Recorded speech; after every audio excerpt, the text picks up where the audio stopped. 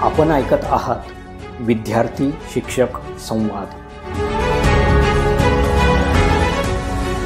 विद्यार्थी मित्रांनो, शालेय जीवनात साधारणतः आपले शिक्षक आपल्याला फक्त एक शिक्षक म्हणूनच माहीत असतात. परंतु शिक्षकापलीकडे तेही एक व्यक्तीच असतात. त्यांचे स्वतंत्र असे व्यक्तिमत्व असते. इतरांसारखेच तेही अनेक अडीअडचणींचा सामना करत स्वतःच्या आयुष्यात उभे राहिलेले असतात आणि अनेक प्रकारच्या संघर्षासोबतच स्वतःला सिद्ध करत पुढे जात असतात. क्वचितच अपघाताने तर बहुतांशी ठरवून ते शिक्षक झालेले असतात. त्यामागची त्यांची भूमिका काय असते, आपले शिक्षक कुठे शिकले असतील, त्यावेळी त्यांची शाळा कशी असेल, त्यांचे शिक्षक कसे असतील, त्यावेळी त्यांचे गुरुजी अथवा बाई त्यांना शिक्षा करत असतील का, असे एक ना अनेक प्रश्न बहुतेक विद्यार्थ्यांच्या मनात असतात. परंतु शालेय जीवनात त्यांची उत्तर मिळवायची मात्र राहून जातात. पुढे शिक्षण, नोकरी, व्यवसाय, कुटुंब अशा अनेक जबाबदाऱ्या पार पाडण्यात बराच काळ जातो. आपली पुढची पिढी त्यांचे शिक्षण सुरू असताना नकळत आपल्याला आपल्या शालेय जीवनाची आठवण होते. आपली शाळा आठवते आणि आठवतात ते आपले शिक्षक. परंतु यावेळी प्रश्न मात्र वेगळे असतात. आपले शिक्षक कुठे असतील, काय करत असतील, कसे असतील. खरं तर हे सगळे प्रश्न म्हणजे केवळ एक माध्यम असतं. खरं असतं ते हे की आपल्याला आपल्या शिक्षकांची आतून खूप आठवण झालेली असते. त्यांच्या नजरेचा ओझरता का होईना, पण एक स्पर्श आपल्याला हवा असतो. त्यांचा आवाज ऐकण्यासाठी आपले कान आसुसलेले असतात. मग विचार कसला करताय? उचला फोन, बोला आपल्या शिक्षकांशी आणि दोघांच्या संमतीने तो रेकॉर्ड करा आणि आपला विद्यार्थी शिक्षक संवाद पाठवा आमच्याकडे. विद्यार्थी शिक्षक संवाद व्यासपीठाची निर्मिती करण्यामागे विद्यार्थी शिक्षक यामध्ये असलेलं पवित्र नातं नवीन पिढीला कळावं, वृद्धिंगत व्हावं, ही सद्भावना आहे. आता पूर्वीसारखे विद्यार्थी राहिले नाहीत. आता पूर्वीसारखे शिक्षकही राहिले नाहीत, अशी ओरड आपल्याला सर्वत्र ऐकायला येते, हो की नाही?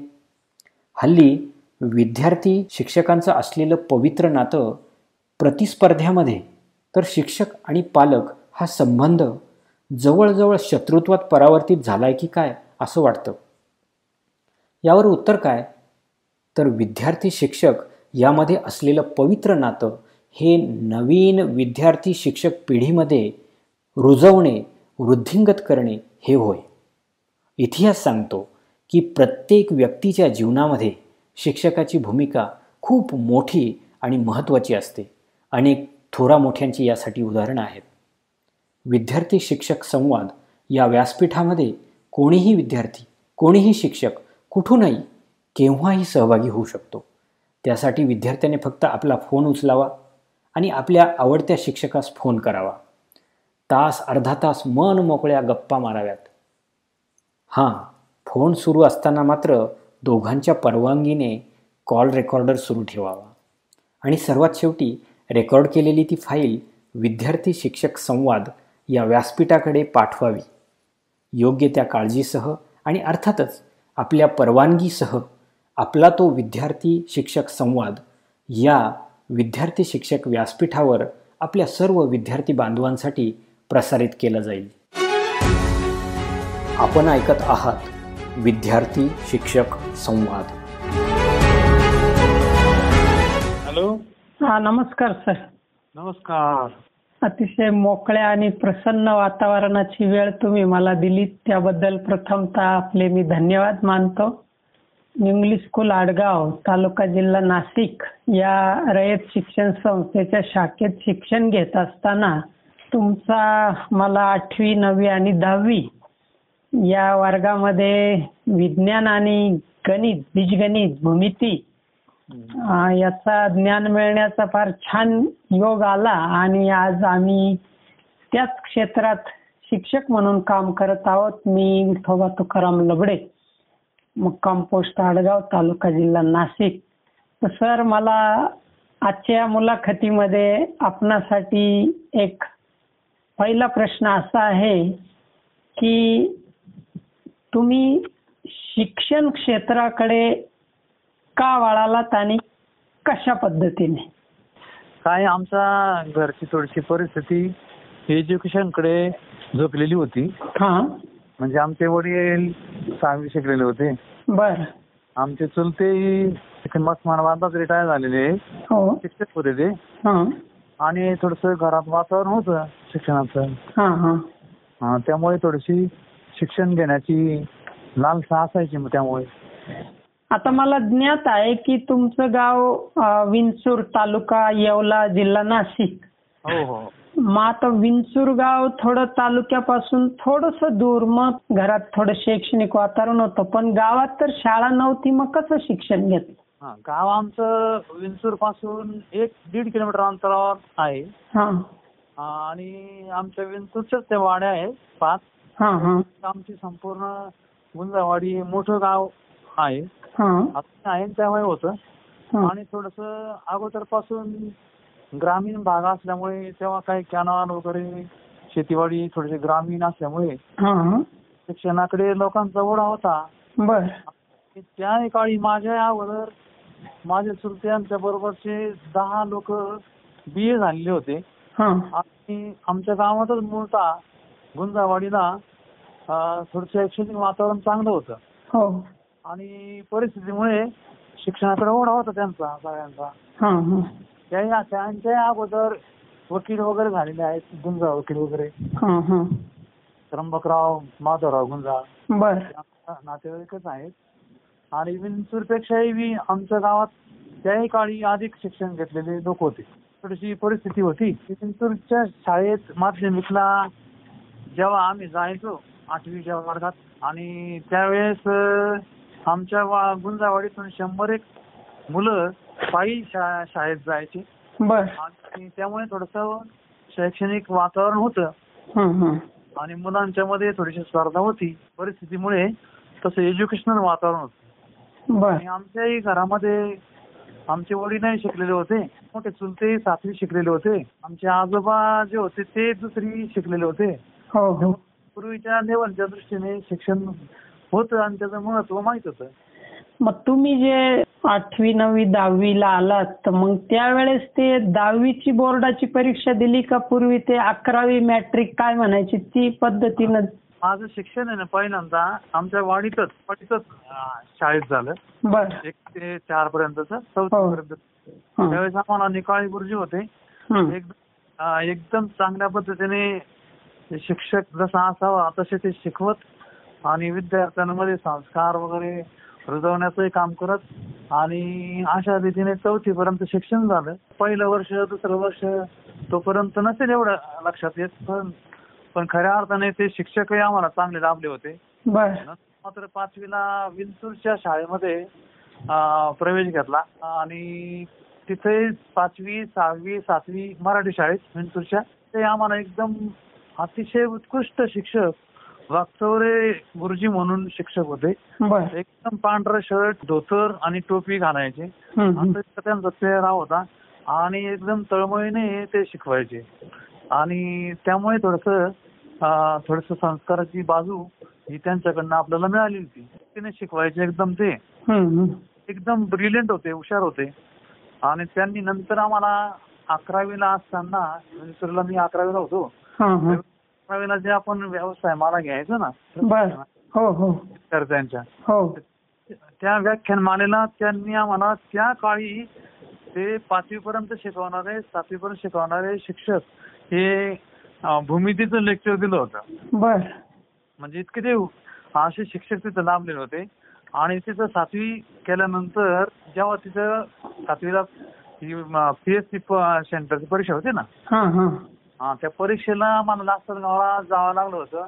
आणि ते शिक्षक आम्ही गुंजावाडीला असायचो, तर त्या काळी ते शिक्षक आम्हाला संध्याकाळी ते तास घ्यायचे, रात्रीच्या वेळेस अभ्यासिका घ्यायचे, त्याच्या वेळेस शिकवायचे. आणि मग आमचं नित्यक्रम जायचं, शाळेत यायचं, सायकल असायचं आमच्याकडे, तेव्हा आम्ही घरी जायचो. घरून पुन्हा संध्याकाळी 7 वाजता जेवण वगैरे केलं, आम्ही त्या शाळेत यायचो कंदील वगैरे घेऊन. ते कंदील घेऊन आल्यानंतर तिथं त्या शाळेत शिक्षकांच्या, त्या गुरुजींच्या मार्गदर्शनाखाली अभ्यास करायचा आणि ते अभ्यास करून घ्यायची, तयारी करून घ्यायची मुलांची. हो हो आणि मग नंतर ते पीएससी सेंटरला 7वीच्या परीक्षेला प्रमाणपत्र परीक्षा होती. त्या परीक्षेला लासलगावला गेल्यानंतर त्यांनी मला विशेष करून सांगितलं की वसंत तू काय कर, परीक्षा झाली का मला सांग, पेपर कसे गेले मला भेट दररोज. त्यांना पेपर झाल्यानंतर दररोज भेटायचो.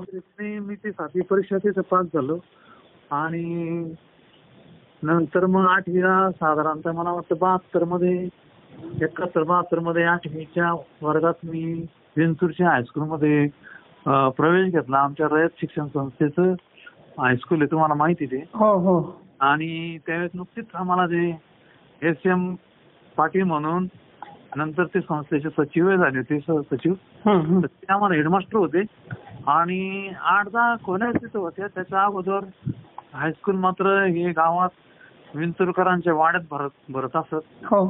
मात्र आम्ही जेव्हा तिथे गेलो शाळेत त्यावेळेस आम्हाला वाटतं पहिल्याच वर्षी आमची नवीन इमारतीमध्ये आमचा प्रवेश झाला होता. 8वी ब मध्ये मी असेल साधारणतः.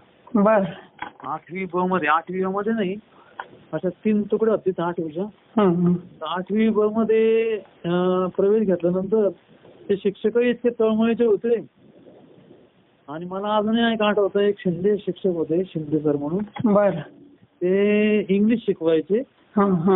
आणि एकदम त्यांचा पेहराव हा एकदम असा स्वच्छ कपडे असायचे त्यांचे, पांढरे शुभ्र, अंगावर ते डाग सुद्धा पडू द्यायचे नाही. अरे वा. आणि दररोज त्यांचा एक आज रोज ड्रेस घातलेला आहे तो त्यांना नसायचा. 6 दिवस शाळेत यायचे, इतकं टिपिकल आणि यायचे असं एकदम. आणि त्यांचं बोलणं इतकं ओजस्वी आणि नेमकं प्रिसाईज असायचं. इंग्लिश विषय शिकवायचे. तेव्हा मला त्यांच्या गायडन्स खाली मला 8वीला 100 मार्काच्या पेपरमध्ये 70-80-90 मार्क पडायचे. त्यामुळे थोडेसे इंटरेस्ट तयार झाला. इंग्लिशमध्येच ते शिकवायचे सगळं काही. तसे पाहतो मराठीमध्ये इंग्लिश शिकवतात लोक, तर पद्धती शिकवतात, पण त्या शिक्षकाने कधी असं मराठीतून ते बोलले नाही, इंग्लिशमधून शिकवलं. त्यांची धारणाच तशी होती ती.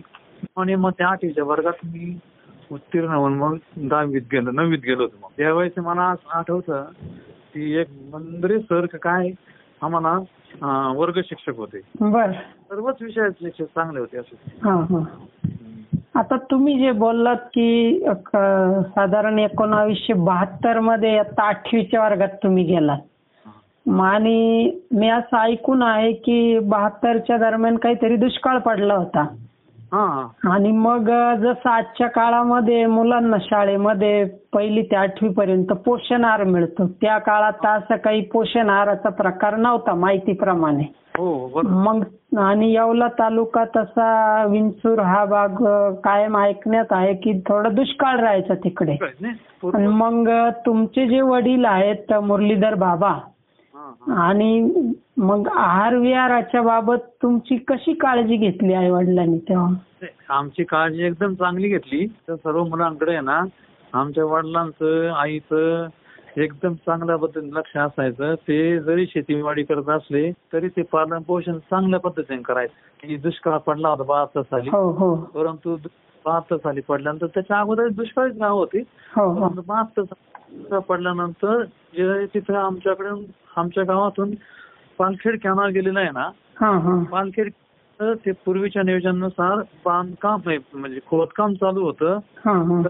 74 साली मी मॅट्रिक सुटलो.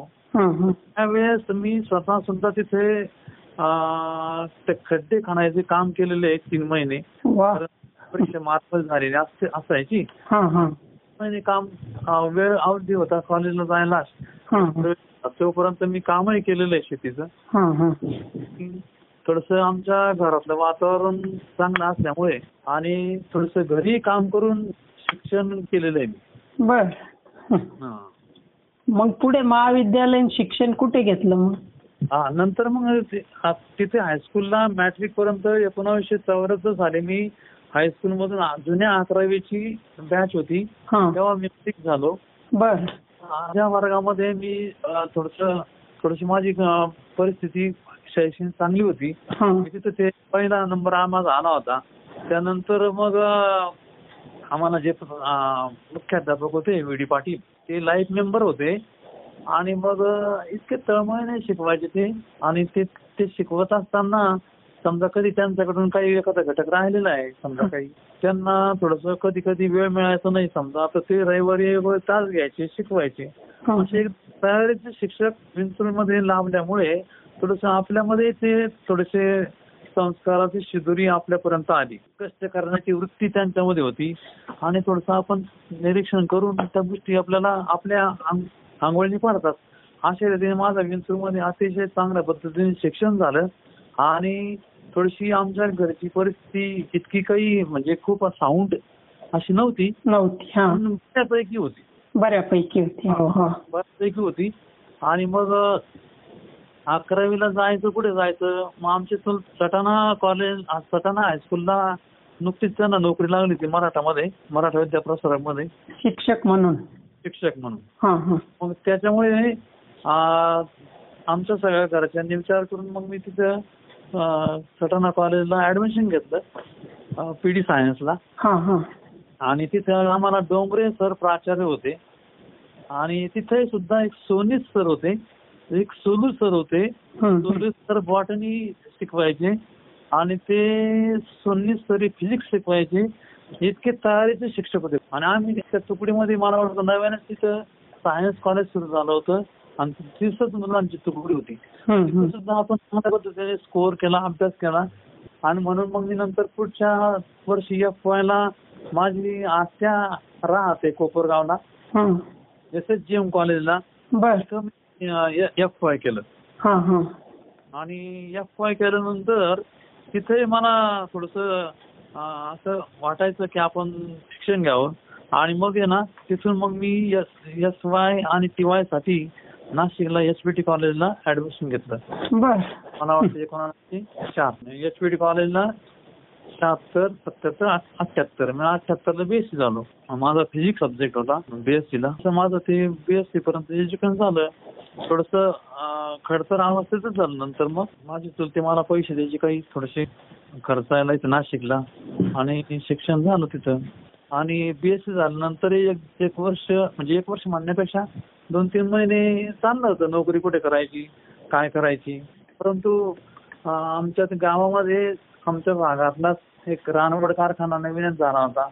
आमचे बरेचसे माझे मित्र, माझ्या बरोबरचे गडी इथे तर नोकरीला लागले होते केमिस्ट म्हणून. तिथे चालले होते प्रयत्न कारखान्यामध्ये. परंतु मला काही त्या क्षेत्रात जास्त रस नव्हता. मग मी ठरवलं होतं की मला शिक्षक व्हायचंय. त्यामुळे मग मी ते क्षेत्र काही निवडलं नाही. साधारणतः ऑगस्ट मध्येच एक गणेश नगरला अनट्रेन टीचर म्हणून PSC वर अपॉइंटमेंट आली होती, मिळालीच नाही. नंतर मग मी पाठपुरावा केल्यानंतर मग मला पुन्हा त्या संस्थेकडून पत्र आलं की तुम्हाला रुजू व्हायचंय काय. आणि मग मला त्यांनी सांगितलं की तुम्ही रुजू व्हा. मला पुन्हा एक ऑर्डर आली ठाणगावची आणि मी मध्ये ठाणगावला रुजू झालो. रयतमध्ये 1 वर्ष. आणि तिथे 4 महिने मी काम केलं.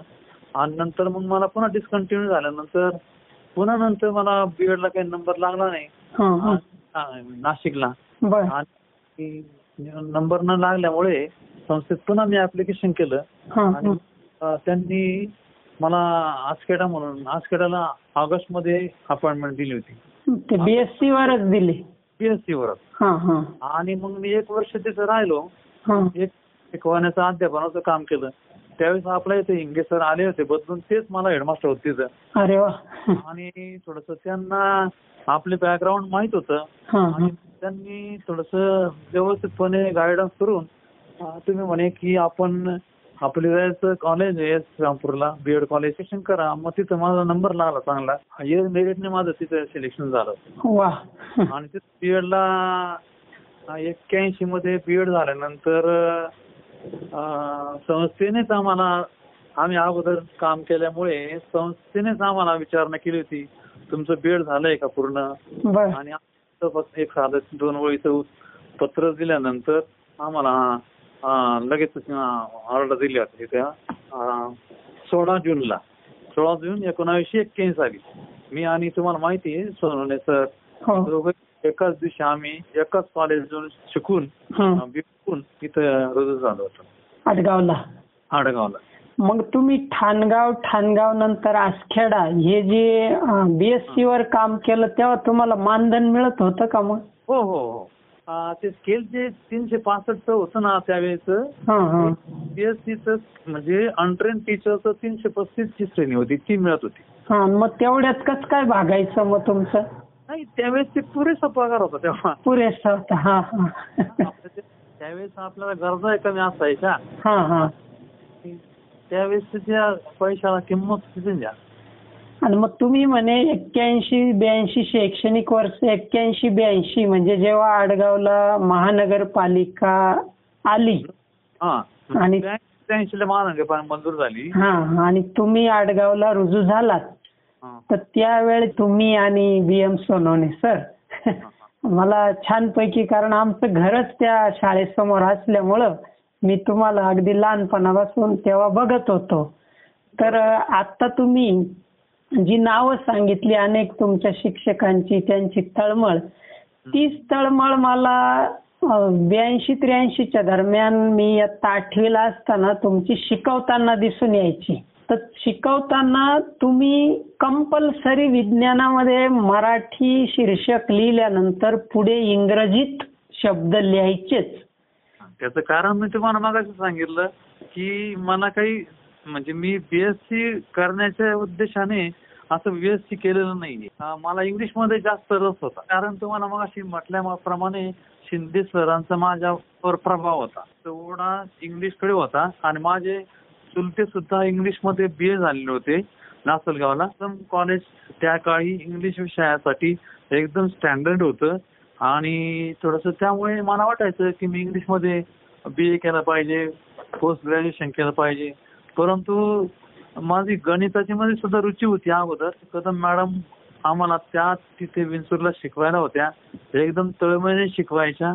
आणि जे काही शिक्षक आपल्याला लाभलेले आहेत ते कसे काम करत होते त्याप्रमाणे आपणही आपलं काम, आपलं योगदान दिलं पाहिजे. या ईर्षेने आपण ते काम करायचा एक प्रयत्न केलेला आहे. आणि तुम्हाला एक माहिती आहे की आडगावमध्ये आपली जी शाळा ही खूप अशी गावात भरत असेल, सुविधा नसतीलही, तर मात्र तेवढ्याच तळमळीचे होते. पण मग तुम्ही जे म्हणजे अडचणींना सामोरं जाऊन जेव्हा नोकरी इथे केली, म्हणजे भौतिक सुविधा कमी होत्या शाळेमध्ये, आणि मग तुमच्याकडे तर हुशारी खूप होती, ही तुमचं अध्यापन आम्ही अध्ययन करायचं जाणवत होती, तुमचं इंग्लिश बोलणं, लेखन करणं. मग तेव्हा तुम्हाला असं वाटलं नाही की आपण कुठेतरी वेगळ्या क्षेत्रात सरकारी याच्या कुठेतरी अधिकारी व्हावं, असं स्पर्धा परीक्षा वगैरे काही असं? तुम्ही जे होता ना तेव्हापर्यंत एवढं काही वाटलं नाही. नेहमीच रुटीन म्हणून आपण शिक्षक पेशामध्ये आलेलो आहेत, त्यांना वाहून घेतलेलं अधिक चांगलं, आदर भाव वगैरे समाजामध्ये असतो ते पाहिलं होतं आपण. सर असतील, अजून काही शिक्षक आपल्या काळात असतील त्यावेळेस, मते सर असतील, आम्हाला हेडमास्टर होते पहिले, तुकाराम मते, पीडीमध्ये सुपरवायझर होते. काही मी जेव्हा रुजू झालो तेव्हा ते देशमुख सर होते. देशमुख सर, देशमुख CB देशमुख, बरोबर. तर मोरे सर आले CB देशमुख नंतर. पण माझ्या बरोबर जे सहकारी म्हणून टीचर होते सगळे सिनियर, जरा बऱ्यापैकी जास्त सर्व्हिस झालेले, आणि अध्यापन त्यांचं काम बघून ते किती मेहनत घेतात त्यानुसार मग आपल्यालाही वाटायचं की त्यांच्या कामाच्या पद्धती बघून. आपण आडगावमध्ये काम केल्यानंतर ना वनराव सरांचं इतकं टिपिकल शिकवणं असायचं. त्यांना सुद्धा ते स्वतः स्टाफ रूम मध्ये वाचन करायचे,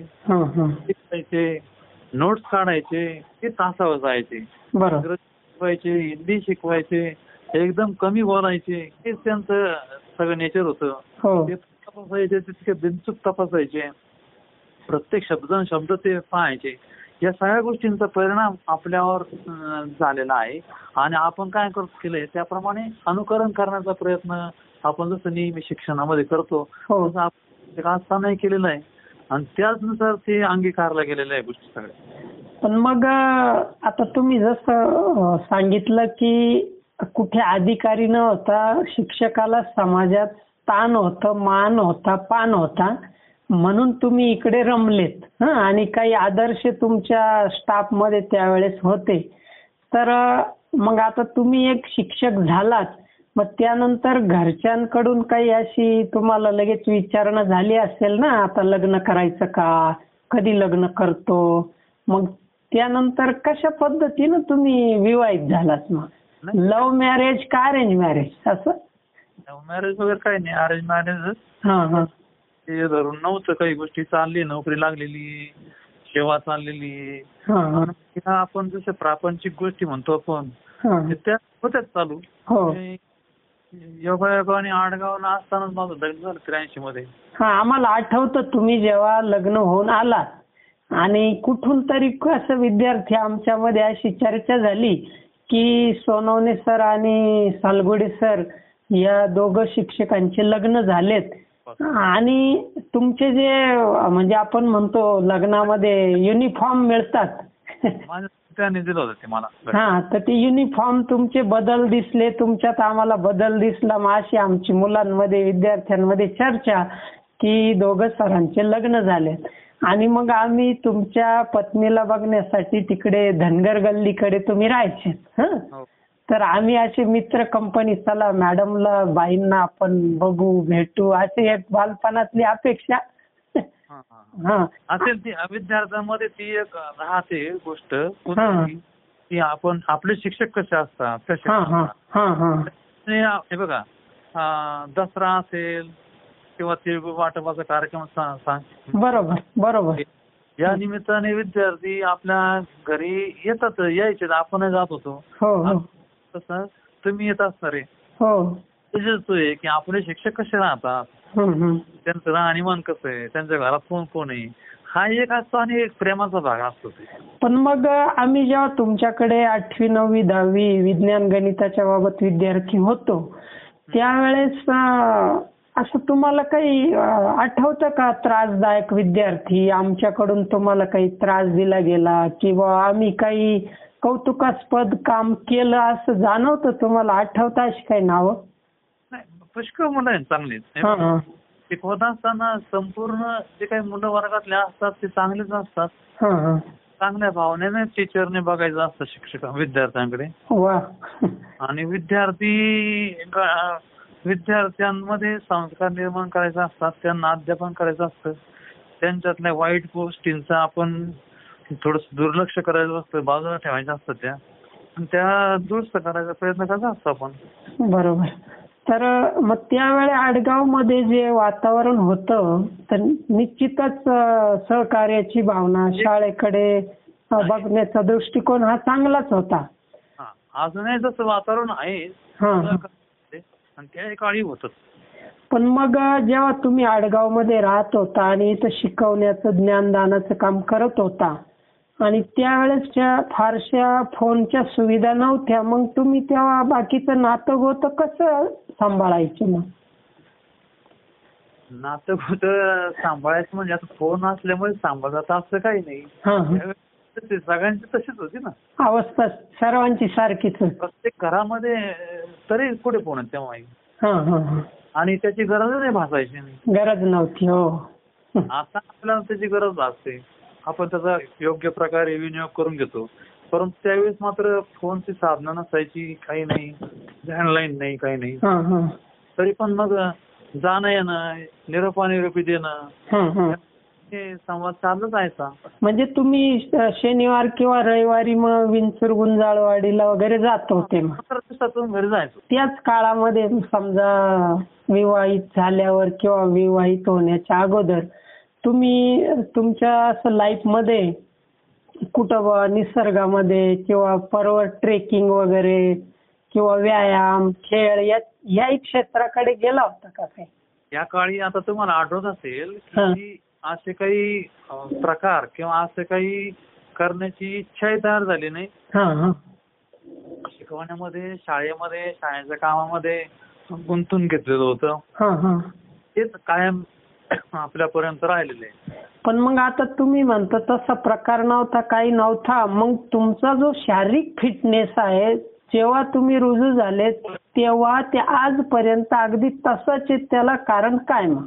कारण आज मी बघतो तुम्ही सोनवणे सर आणि तुम्ही सायंकाळी बरंच 4-5 किलोमीटर फिरून येतात, चालतात, पायी चालण्याचे फायदे आज आम्हाला समजतात.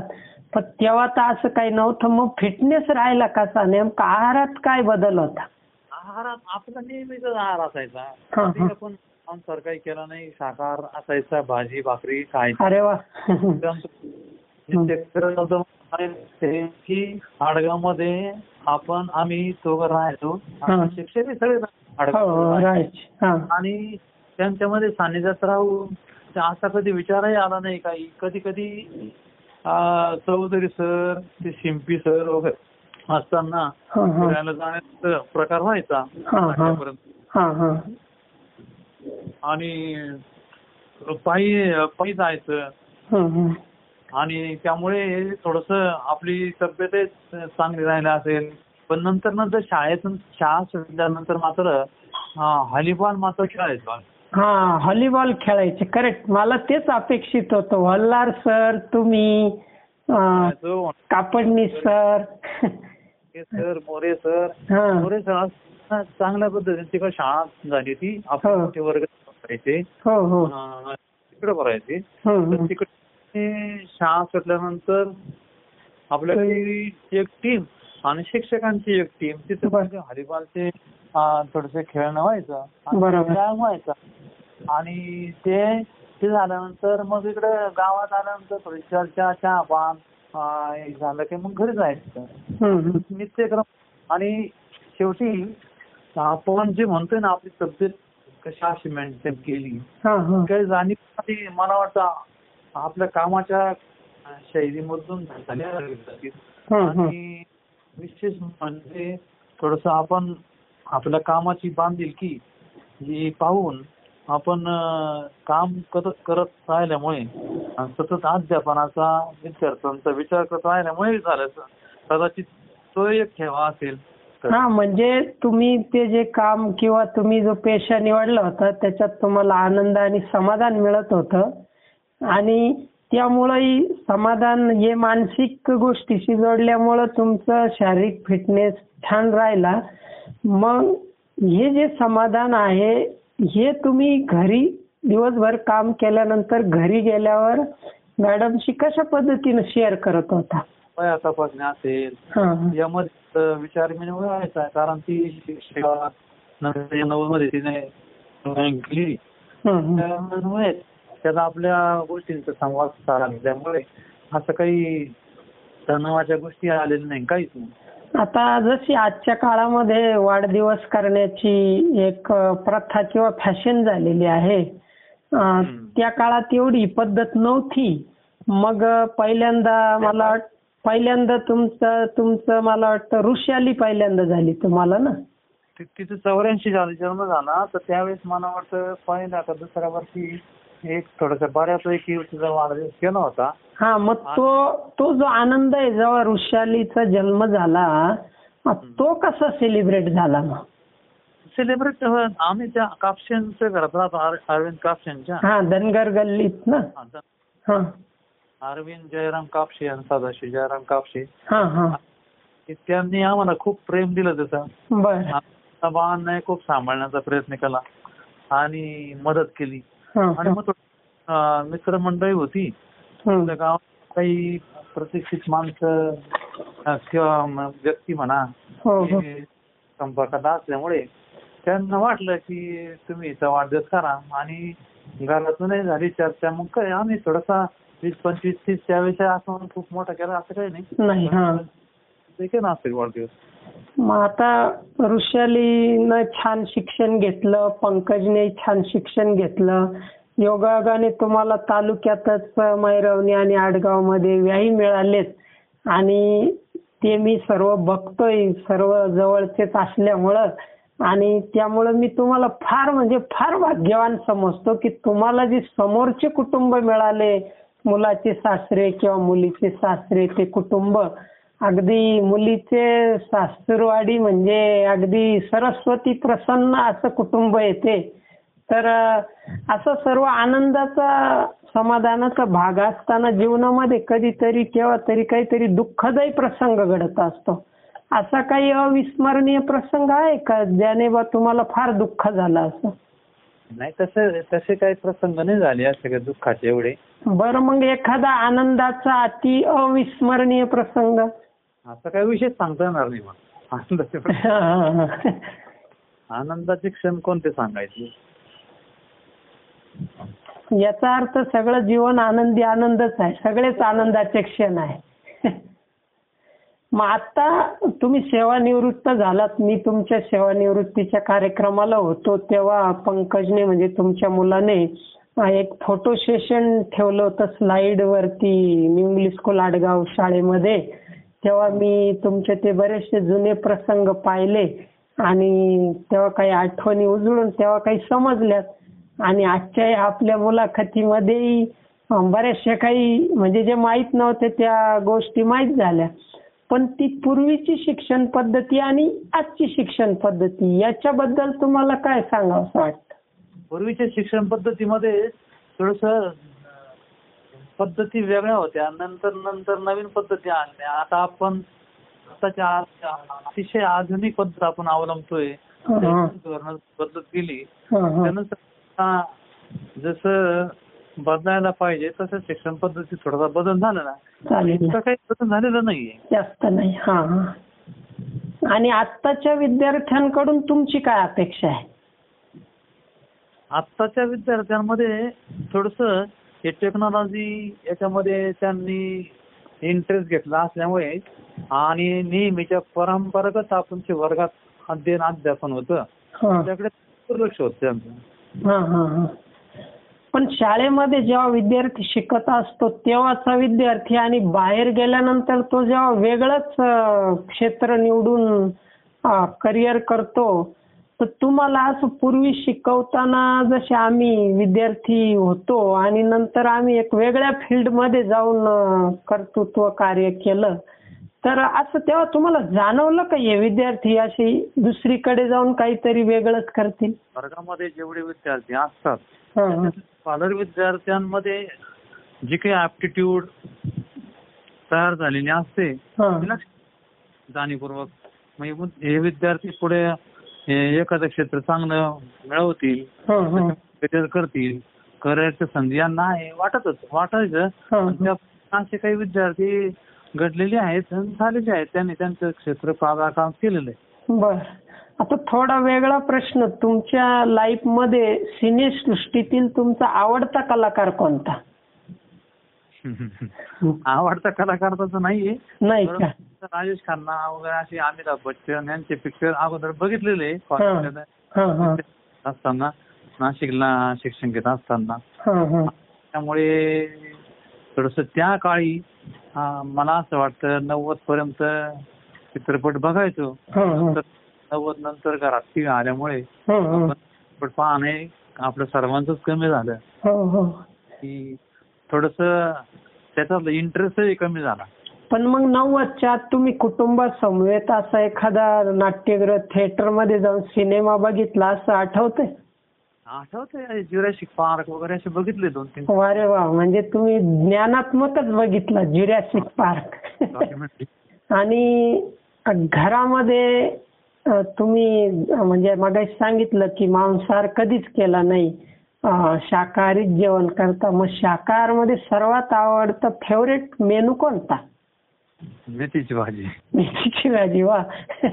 आणि तुम्हाला स्वयंपाक येतो का? मग मला अतिशय स्वयंपाक येतो. अरे वा. आणि असं आहे की सर्व शिक्षण बाहेर झालं आणि मॅट्रिक 1974 नंतर पासून 78 पर्यंत येत असताना बाहेर शिक्षण झाल्यामुळे स्वयंपाक करण्याची सवय होती. थोडीशी घरातूनही तर बाळकडून मिळालेलं होतं. त्यामुळे स्वयंपाक पोळ्या करता येतात चांगल्या पद्धतीने, भाजी करता येते, भाकरी सुद्धा अशा आपल्या हातावर जे भाकरी करतो आपण चांगल्या पद्धतीने करता येतात. आणि तुम्ही म्हणजे ग्रुप मेंबर एका रूम मध्ये राहत असाल शिक्षण घेताना. हो. मग अशा ग्रुप मेंबर पैकी तुमचा जीवाभावाचा जीवनातील सवंगडी कोण? ग्रुपमध्ये राहत होतो पण असतानाच सोनवणे सरांचं लग्न अगोदरच झालेलं होतं. तुम्हाला माहित नसेल किंवा असेलही. नव्हतं माहित. माझं लग्न इथं 83 मध्ये झालं.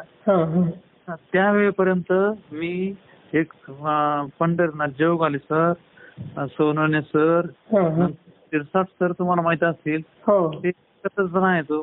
आणि शाळेच्या व्यतिरिक्त दुसरा विषय नसायचा आमचा काही चर्चेचा. रमत गमत स्वयंपाक पाणी करायचो आणि एकाने भाजी करायची, एकाने पोळ्या करायच्या, एकाने भांडे घासू लागायचे. अशा पद्धतीने आम्ही थोडस विचार विनिमय करून आनंदाने आणि स्वयंपाक तेव्हापासूनच येत होता. इतर वेळेस ते बदल झाल्यानंतर बदली झाली समजा दुसरीकडे कुठेतरी, त्याच्यामुळे त्या इतक्या काही अडचणी आलेल्या नाही. आणि आम्हाला बघा म्हणजे या विषयावर कधी असं वर्गामध्ये चर्चा झाली नाही की तुम्ही स्वतः स्वयंपाक करतात, स्वतः कपडे धुणं वगैरे सर्व आलंच. मग आपलं मगाशी एकदा विषय झाला की मॅडम आता माथुरीला मराठा विद्याप्रसारक शाखेत मुख्याध्यापक या पदावर रुजू झाल्यात जुलै महिन्यामध्ये. आणि हा लॉकडाऊनचाच कालावधी आहे. मग या कालावधीमध्ये तुम्ही मॅडमला जसं तुम्ही मगाशी म्हणालात की स्वयंपाक बी छान येतो, मग लॉकडाऊन काळामध्ये जे ऑनलाईनचं काम वाढल्यामुळे मॅडमला तुम्ही घरगुती आणि शैक्षणिकच्या बाबत काय मदत करतात? मला जेवढी शक्य आहे तेवढी मदतच करतो. विचारले एखादी शैक्षणिक बाब असेल, कोणते निर्णय कसे घ्यायचे मी सांगतो माझ्या पद्धतीने काय सांगायचं तेवढं. आता आम्हाला अनुभव आहे की तुम्हाला फारसा खूप काही राग येत नाही, हा आम्ही शालेय जीवनात अनुभवलेला आहे. सोनवणे सर असो की तुम्ही असो, म्हणजे रागावले तरी त्याचं लिमिटेशन अति थोडं पुन्हा तुम्ही पुरवत होतात. पण मग घरामध्ये मॅडमचा स्वभाव असा जास्त प्रेमळ आहे का रागीट आहे का मध्यम आहे? चांगलाच, तिचा स्वभाव चांगला आहे, प्रेमळ आहे, रागीट नाही, काही नाही. तेवढं येणार नाही तिकडे. आणि समजा जर थोडंफार असं काही जर झालं ते कशा पद्धतीने ऍडजस्ट करतात? होतं आपोआप ऍडजस्ट. आपोआप होतं ऍडजस्ट. बाकी उत्तर छान दिलं. आपोआप होतं. वेळ हेच त्याला सोल्युशन असतं. वेळ हे सोल्युशन असतं, बरोबर आहे. तर अतिशय छान तसे प्रश्न खूप भरपूर आहे. चर्चेतून प्रश्न येत जातात, उत्तरही येत जातात. तर खूप म्हणजे आनंदी आणि एक आदर्श सुखी कुटुंब आहे तुमचं, हे आम्ही बालपणापासून अनुभवतोय. तर असंच तुमचं कुटुंब आनंदित राहो, सुख समाधानी राहो, निसर्ग तुमच्यावर कृपा करो. शिक्षकांचा आदर, शिक्षकांचा मान सन्मान पूर्वीसारखाच पुढे टिकावा. निश्चितच ही मुलाखत समाजामध्ये, आपल्या राज्य देशामध्ये प्रसारित होईल आणि त्यात निश्चितच हा आदर्श तुमचं जे जीवन आहे आणि तुमचं जे कुटुंब आहे त्याचा आदर्श इतर घेतील. शिक्षकांचा सन्मान वाढेल अशी मला अपेक्षा आहे. आपण वेळ दिलात त्याबद्दल धन्यवाद.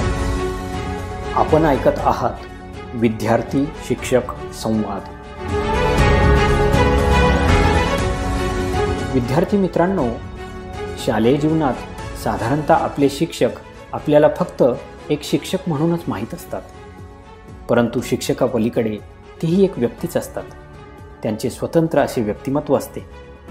इतरांसारखेच तेही अनेक अडीअडचणींचा सामना करत स्वतःच्या आयुष्यात उभे राहिलेले असतात आणि अनेक प्रकारच्या संघर्षासोबतच स्वतःला सिद्ध करत पुढे जात असतात. क्वचितच अपघाताने तर बहुतांशी ठरवून ते शिक्षक झालेले असतात. त्यामागची त्यांची भूमिका काय असते, आपले शिक्षक कुठे शिकले असतील, त्यावेळी त्यांची शाळा कशी असेल, त्यांचे शिक्षक कसे असतील, त्यावेळी त्यांचे गुरुजी अथवा बाई त्यांना शिक्षा करत असतील का, असे एक ना अनेक प्रश्न बहुतेक विद्यार्थ्यांच्या मनात असतात. परंतु शालेय जीवनात त्यांची उत्तर मिळवायची मात्र राहून जातात. पुढे शिक्षण, नोकरी, व्यवसाय, कुटुंब अशा अनेक जबाबदाऱ्या पार पाडण्यात बराच काळ जातो. आपली पुढची पिढी त्यांचे शिक्षण सुरू असताना नकळत आपल्याला आपल्या शालेय जीवनाची आठवण होते. आपली शाळा आठवते आणि आठवतात ते आपले शिक्षक. परंतु यावेळी प्रश्न मात्र वेगळे असतात. आपले शिक्षक कुठे असतील, काय करत असतील, कसे असतील? खरं तर हे सगळे प्रश्न म्हणजे केवळ एक माध्यम असतं. खरं असतं ते हे की आपल्याला आपल्या शिक्षकांची आतून खूप आठवण झालेली असते. त्यांच्या नजरेचा ओझरता का होईना पण एक स्पर्श आपल्याला हवा असतो. त्यांचा आवाज ऐकण्यासाठी आपले कान आसुसलेले असतात. मग विचार कसला करताय? उचला फोन, बोला आपल्या शिक्षकांशी आणि दोघांच्या संमतीने तो रेकॉर्ड करा आणि आपला विद्यार्थी शिक्षक संवाद पाठवा आमच्याकडे.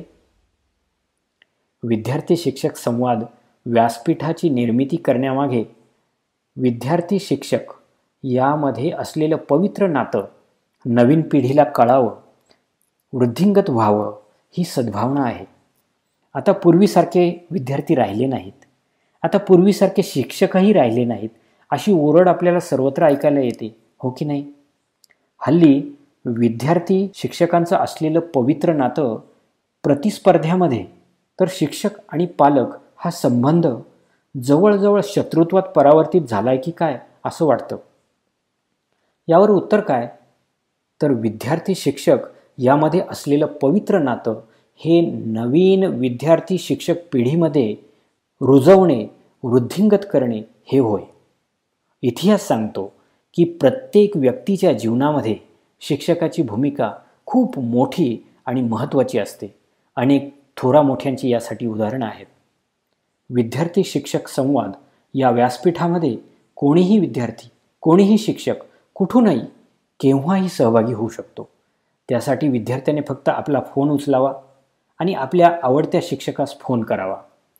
तास अर्धा तास मन मोकळ्या गप्पा माराव्यात.